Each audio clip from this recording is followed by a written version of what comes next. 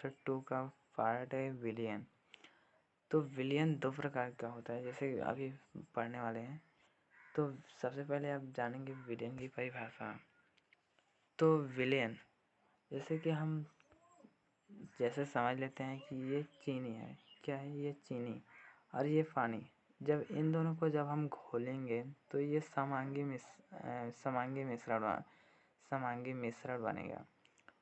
तो इस तरीके से जब हम इसका परिभाषा लिखेंगे तो जैसे कि दो या दो से अधिक पदार्थ, जैसे दो, यहाँ पर दो ही हैं, चीनी और पानी। जब हम चीनी और पानी को जब घोलेंगे तो ये समांगी मिश्रण बनेगा और इसी को हम विलयन कहते हैं। तो यदि हम इसका एक और परिभाषा भी लिख सकते हैं, जैसे विलय का। तो विलय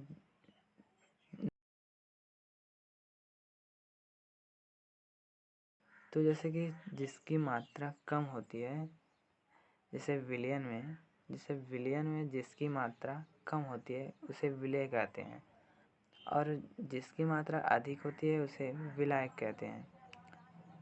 तो यहाँ पर जो वही परिभाषा लिखे हैं विलय एवं विलायक के समांगी मिश्रण को विलयन कहते हैं। क्या है समांगी मिश्रण? विषमांगी मिश्रण नहीं।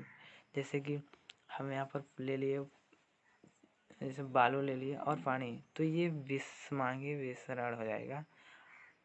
तो इसी समांगी मिश्रण को ही। तो अगला हम जान लेते हैं विलय और विलायक की परिभाषा। तो विलय की हम पर जब परिभाषा समझेंगे तो ये रहा हमारा, इसे हम मान लिया है विलय। तो जब विलयन में जिसकी मात्रा कम हो उसे ही विलय कहते हैं, और जैसे विलयन में जिसकी मात्रा अधिक हो उसे विलायक कहते हैं। तो इस तरीके से हम जब परिभाषा लिखेंगे तो इसे जिसकी मात्रा कम होती है, जिसकी मात्रा विलयन में कम होती है, इस तरीके। तो जैसे कि यहाँ पर सॉरी गलती हो गई है यहाँ लिखना। तो इस तरीके से विलय कहते हैं। तो अब हम समझ लेते हैं विलायक की परिभाषा।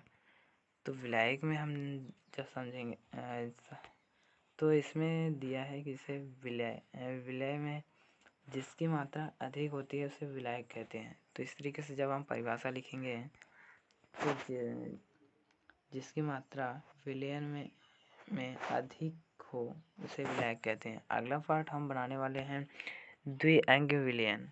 जैसे विलयन दो प्रकार का होता है, विलयन और द्विअंगी विलयन। तो इस चैनल को नहीं सब्सक्राइब किया हो तो सब्सक्राइब कर लेना। Thank you. फिर मिलते हैं नेक्स्ट वीडियो में।